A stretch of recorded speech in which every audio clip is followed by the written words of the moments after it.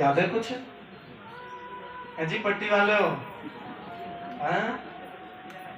कल शादी हुई थी भगवान की। एक बार बोलो जरा जोर से, राधे।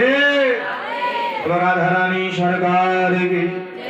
भगवान की कल शादी, और भगवान की सुनो एक शादी नहीं हुई, 16,108।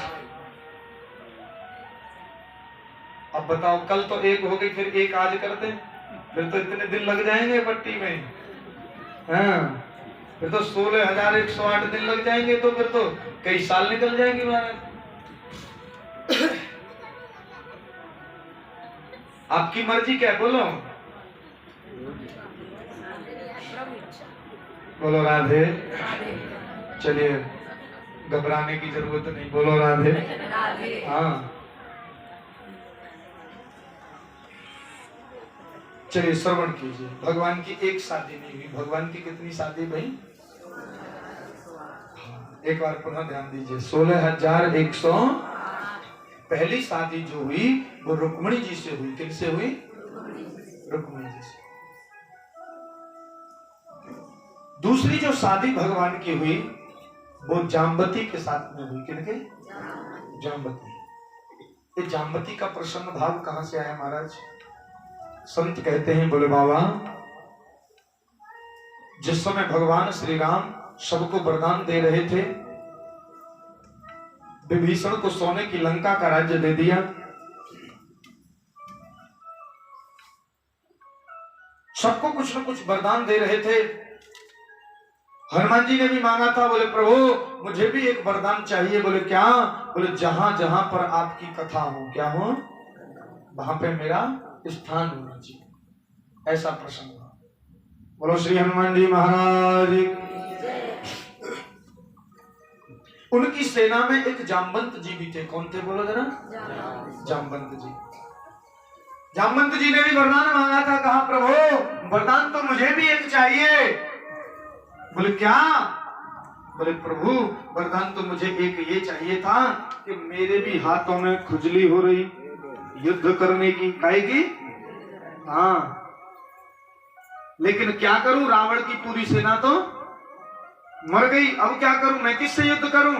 भगवान बोले ऐसी इच्छा है तुम्हारी? बोला हाँ। तो बोले तुम चिंता मत करो, आपकी उम्र एक युग की और बढ़ जाती है। कितने युग की? एक युग पूरा।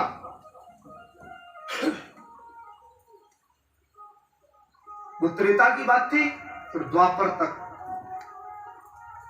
बोले काम करो, जब सत्राजित मुझे मणि के लिए कलंकित करेगा तब मैं आकर के आपसे युद्ध करूंगा और आपकी पुत्री के साथ विवाह भी। ऐसा प्रसंग आता है। एक राजा था जिसका नाम था सत्राजित। क्या नाम था? वो भगवान की शादी में सम्मिलित होने के लिए आया। ऐसा प्रसंग भावाता है सज्जनों, पट्टी पालमपुर हिमाचल प्रदेश क्षेत्र वासियों, वासियों, ऐसा सुंदर सा प्रसंग भाव। भगवत प्रेमियों, आज भगवान ने पूछा कि सत्राजित तेरे घर में कितने प्राणी हैं? क्या बोला? बोलो जरा, तेरे घर में कितने प्राणी हैं? तो सत्राजित ने बताया, प्रभु मेरे घर में 3.5 प्राणी हैं। कितने? अब बोले 3.5 का मतलब क्या हुआ? हाँ, बोले 3.5 का मतलब क्या हुआ? बोले एक तो मैं हूं और एक मेरा भाई है प्रसेन। क्या नाम था? प्रसेन।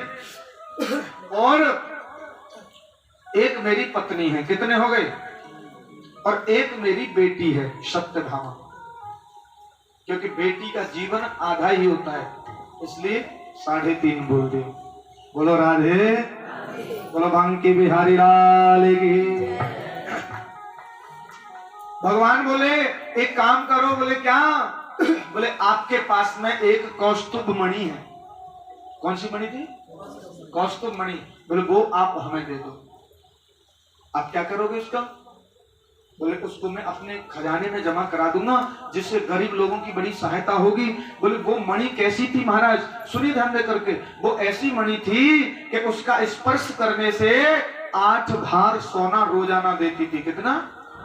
8 भार। 8 भार का मतलब होता है 2 कुंटल प्रतिदिन। बताओ, 2 कुंटल सोना जिसके यहाँ प्रतिदिन आए, तो बहुत सोने की कीमत बहुत है। हाँ, कितनी कीमत होगी सोने की? 50 है पूरा। और 50,000 का कितना आता है? 10 ग्राम। और 2 क्विंटल कितने का हो गया? Calculator fail. बोलो राधे। हाँ, एक बार जोर से बोलो जरा, राधे। बोले महाराज इतनी आमदनी थी रोजाना की, और घर में कितने प्राणी थे? तभी तो भगवान ने बोला, बोले आप क्या करोगे? आप इस मणि को हमें दे दो। सत्यराजित बोला, भगवान मैं तो आपकी शादी में आया था, आपकी नीयत तो मेरी मणि के ऊपर चली गई, इसलिए मैं यहां से चला जाता हूं। सत्यराजित वहां से चला गया। एक दिन उसका भाई शिकार खेलने के लिए गया, उस मणि को साथ में लेकर के गया। जंगल में पहुंचा, एक शेर ने उसके भाई को मार दिया। किसने मारा? शेर ने उसको मार दिया, और उस मणि को शेर ने ले लिया। किसने लिया? शेर ने। उसके बाद प्रसंग आता है, संत कहते हैं, बोले महाराज आगे जामवंत जी ने भी उस शेर को मार दिया, और मणि को जामवंत जी ने ले लिया। भगवत प्रेमियों सज्जनों, जब प्रसेन घर नहीं पहुंचा तो सत्यराजित भगवान को कलंकित करने लगा। देखो यहां पर एक शब्द आता है, बिन देखे कोई लोग दूसरों की बुराई करते हैं या सुनते हैं, वो अपराध के खाते में जाती है। आपने किया अपराध या नहीं किया, लेकिन किसी की बुराई हमने बिना देखे और सुनी या कही, तो वो हमारे पुण्यों को पाप में परिवर्तित कर देंगे। ध्यान रखना सज्जनों, आज हमारे देश में भी एक ऐसी वस्तु है, जैसे बोलते हैं ना कि एक वायरस चला हुआ है। ये तो अब तो वायरस दूसरा आ गया, कोरोना वाला। सुनो, ध्यान से सुनो, बोलो बांके बिहारी लाल की। जितना खतरनाक कोरोना वायरस है ना, उससे भी कई गुना खतरनाक एक वायरस और है, उसको बोलते हैं कलंक। बोलो राधे, जोर से बोलो राधे। कलंक मतलब बिन देखे, बिन अपने कानों से सुने लोगों की बुराई। अरे फलाने, अरे वो व्यक्ति ऐसे थे, आपने देखा? बोले नहीं, तो वो हमारे पड़ोसी बोल रहे। अरे तेरे पड़ोसी ने देखा, उसने कहा। दुनियादारी से हमें क्या मतलब नहीं। आज के समय में हम लोग ये नहीं देखते कि कौन सी बात सही है, कौन सी बात।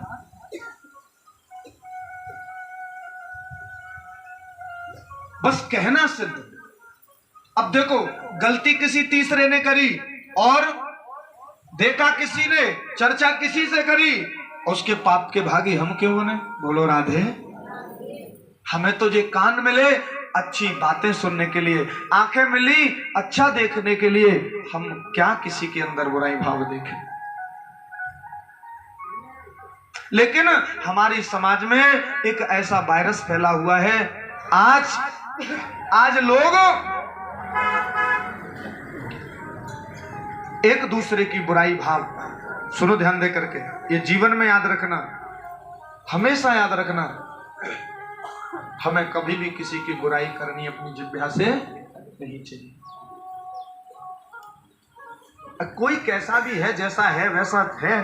क्यों? क्योंकि जो कर्म करेगा उसको फल भोगना निश्चित है।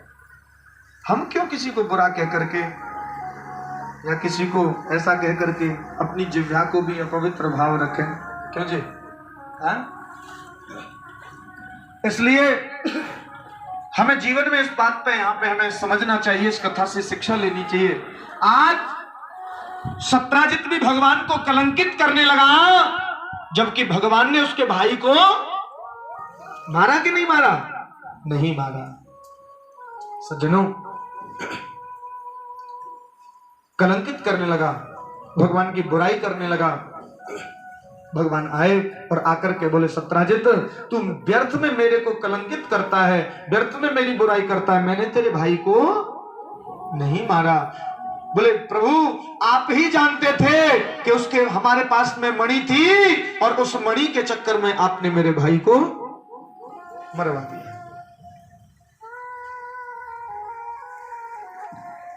सज्जनों, भगवान बोले, मैं क्यों मरवाऊंगा, चल मेरे साथ। भगवान लेकर के पहुंचे और जंगल में चलते गए चलते गए चलते गए। आगे देखा तो एक शेर मरा हुआ पड़ा था। कौन? शेर। उसके बाद में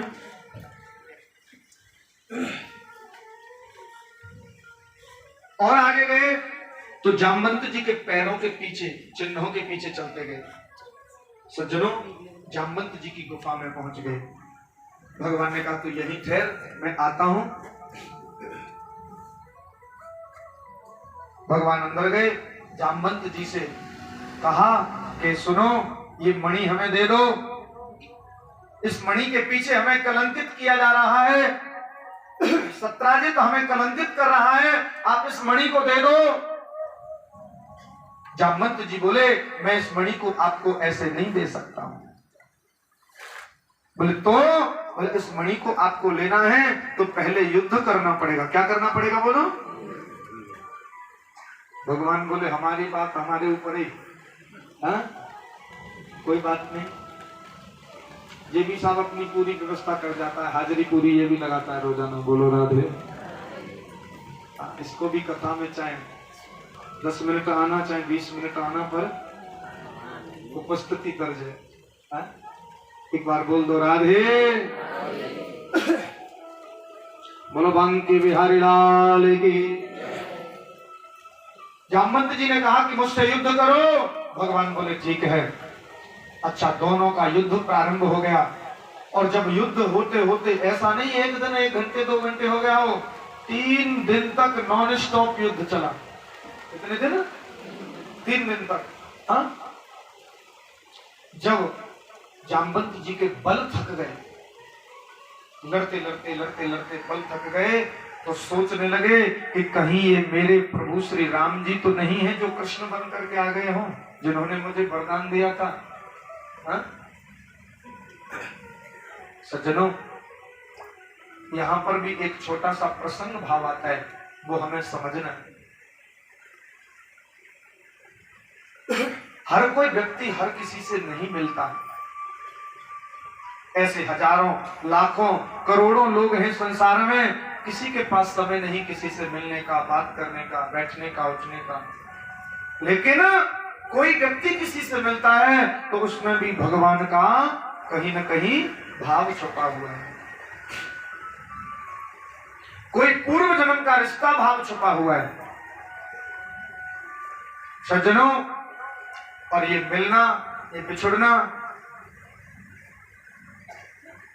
किसी के यहां आना या जाना, ये भी बड़े सौभाग्य की बात है।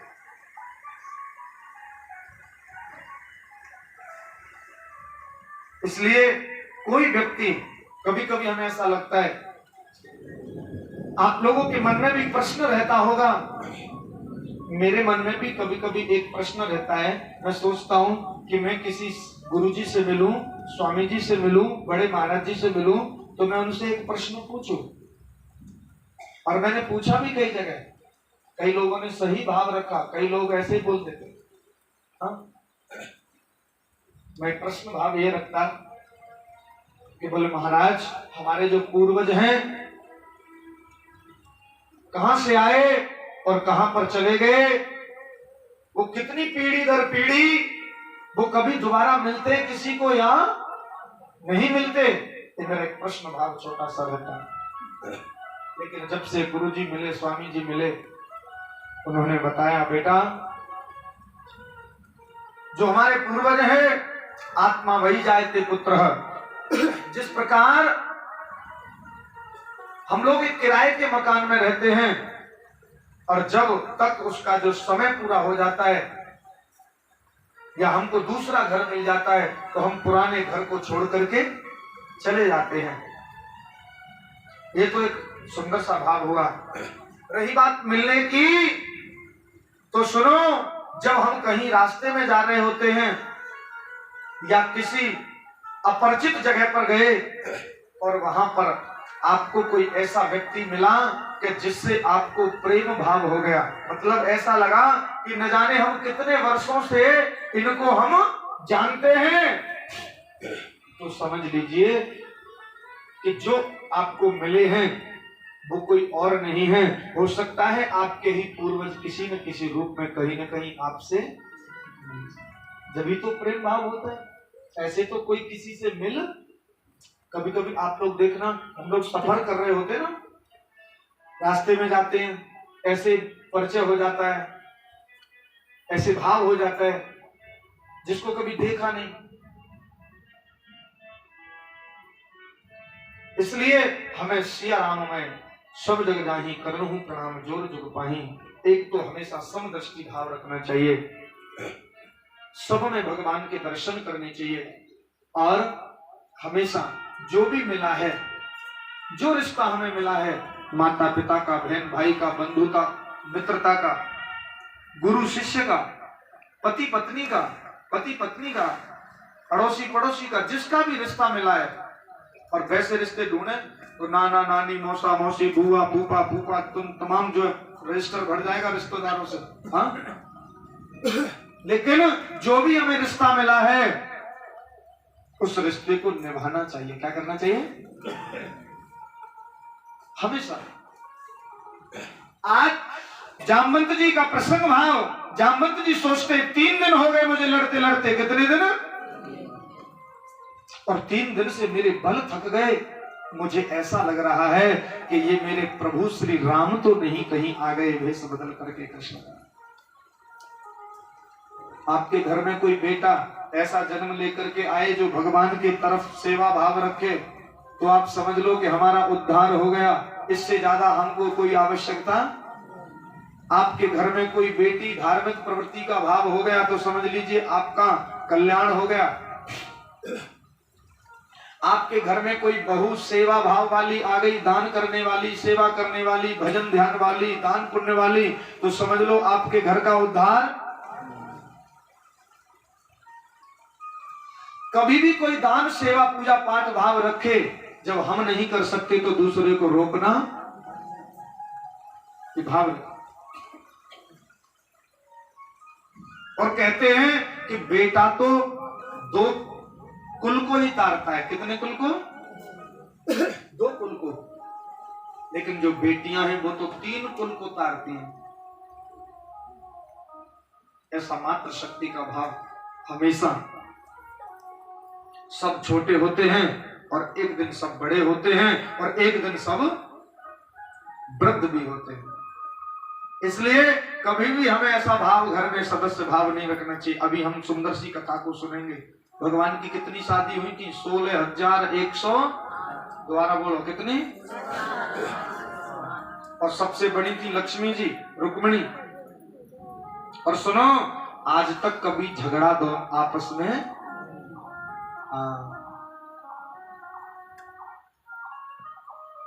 आजकल तो देवरानी जेठानी में झगड़ा होने में देर नहीं लगती है। सासू मैया, सुनो, सासू मैया के पास में 2 कुंडल हो ना, और 2 ये चूड़ी बूड़ी ठीक ठाक सोने की पहन रखी हो सासू माँ ने, और 2 बहू हो घर में, और सुनो, और सासू मैया के प्राणांत हो जाएं तो सबसे पहले बोले बाद में कोई काम करेंगे, बोले पहले इन्हें उतार लो, कहीं दूसरी ने उतार ले जाए।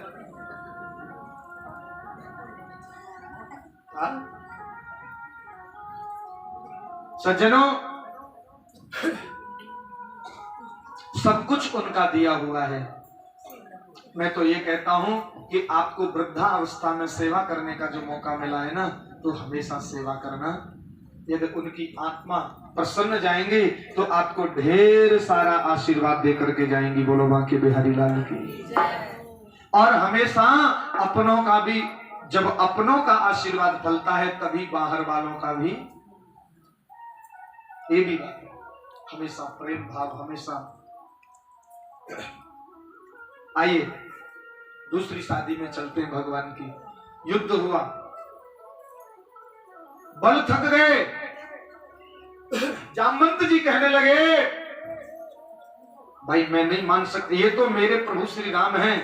चरणों को पकड़ लिया, कहा प्रभु आप आ गए, आपने वरदान दिया था, इसलिए तो कहते हैं प्रबल प्रेम के पाले पड़कर प्रभु को नियम बदलते देखा, अपना मान टले टल जाए पर भक्त का मान न टलते। सज्जनों, हिमाचल प्रदेश क्षेत्रवासी ऐसा सुंदर सा प्रसंग भाव। आज जामवंत जी बोले प्रभु आपने मेरी इच्छा पूरी कर दी, अब एक काम करो मेरी बेटी के साथ विवाह। अब कुछ लोग ये कहते हैं सुनो कि जामवंत जी तो शादी नहीं किए थे, जामवंत जी की शादी नहीं हुई थी, तो फिर उनकी बेटी कहां से आई? ये प्रसंग है। बोले बाबा कुछ विद्वान लोग ऐसा कहते हैं कि जामवंत जी ने अपनी बुद्धि को ही बेटी मान लिया है। क्या माना है? किसको माना? बुद्धि को। मतलब बोले जो अपनी बुद्धि है उसको बेटी स्वरूप भाव रख करके भगवान श्री कृष्ण के चरणों में समर्पित कर दिया है।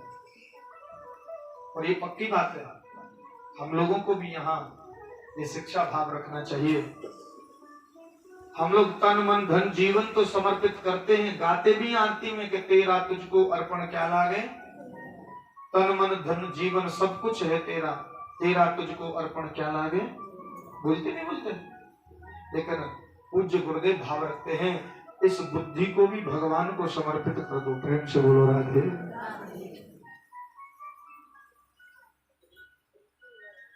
बुद्धि बड़ी चतुराई बड़ी, मन में ममता तिसे लिपटी है, ज्ञान बड़ो धनवान बड़ो करतूत बड़ो जग में प्रकटी है। कोई कहता है धन बड़ा है, कोई कहता है तन बड़ा है, कोई कहता है